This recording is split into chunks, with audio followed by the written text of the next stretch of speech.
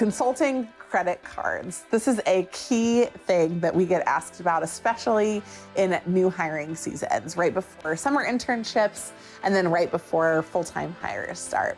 Which credit card should you get in order to maximize your points while you're on the consulting game? Well, today we're not going to talk about what the credit cards are, what their perks are, or anything like that, but we are going to talk about some changes that we're seeing in the consulting industry related to how expenses are utilized and what you're able to put on your credit cards. Namely, in 2018, there were some pretty big changes. For the first time in many years, corporate credit cards are being used by McKinsey, BCG, and other firms to mandatorily pay for airfare. Now, airfare has been historically one of the biggest bonus categories for cards. So if you got an Amex card that was with Delta and you commonly flew on Delta, you would get an astronomical number of points from those purchases. And if you had a more generic card, then you would get still points on all of your airline purchases. They're usually in the favored category status, so you're getting maximum points when you're booking airfare. Taking away that airfare spend means that even though you're gonna have a lot of spend on other areas, it will shift which kinds of credit cards you probably want to have signed up for or that you're utilizing when you're on the job.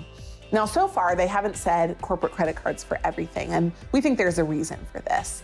We think that it's a way that they manage risk. If you put something onto your personal credit card and it's a $700 dinner at per se when you're at a client, and they say, hello, excuse me, that's way over budget or that's just unreasonable, they're able to not take the risk on for themselves.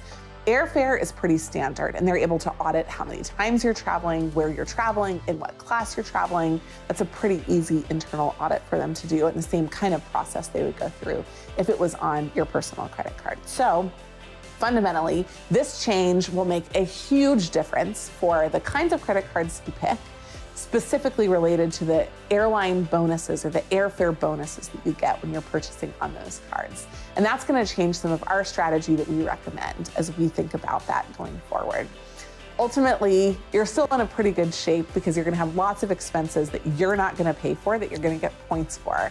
And those points are going to add up. You're going to be able to use them in multiple different places for travel or other kinds of benefits in the credit card perk space. But fundamentally, if you're going to one of the firms, make sure you clarify upfront which expenses are going to be on your card before you sign up for specific cards. We hope that you enjoyed this video, and if you've got information about your firm's travel policies or what credit cards you absolutely love or credit cards that you haven't found as valuable, we would love to hear about them. You can reach out to us at managementconsulted.com or on social.